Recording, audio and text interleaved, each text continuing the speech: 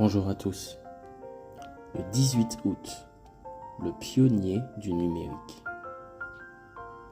Oui, dit l'Esprit, afin qu'ils se reposent de leurs travaux, car leurs œuvres les suivent. Apocalypse 14, verset 13. Burt Aloviak est né à New York en 1937. Il a abandonné ses études universitaires au cours de sa dernière année pour servir au centre adventiste de Times Square, à New York.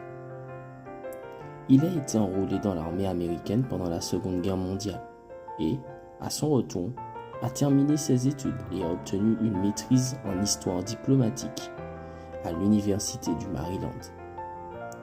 Burt a servi comme archiviste au Bureau des archives, des statistiques et de la recherche de la Conférence générale des Adventistes du 7e jour pendant plus de 20 ans et a ensuite dirigé ce bureau pendant 12 ans.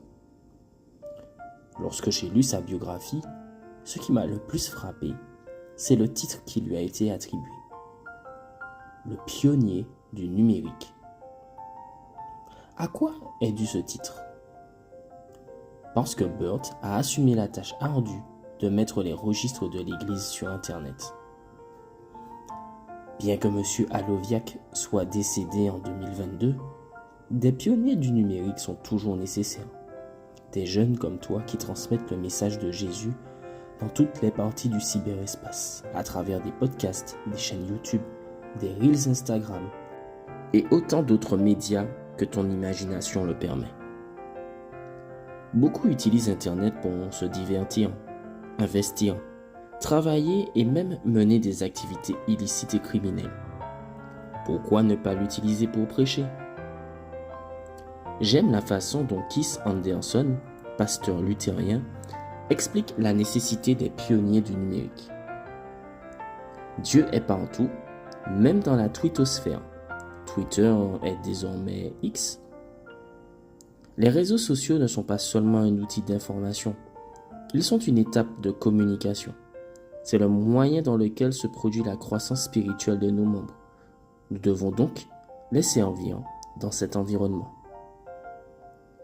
Pour Burt, c'était un défi d'entrer dans le monde numérique.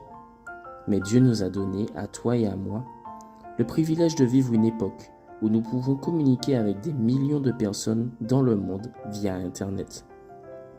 C'est une occasion unique de partager l'amour de Jésus avec ceux qui ne le connaissent pas. Es-tu prêt à utiliser tes talents, ta créativité et ta foi pour créer du contenu qui glorifie Dieu et bénit les autres? Rappelle-toi les paroles de Jésus.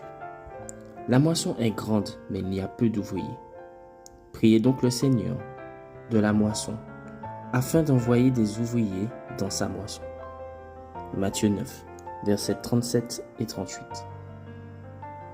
Peut-être fais-tu partie de ces ouvriers que le Seigneur recherche. Bonne journée à toi.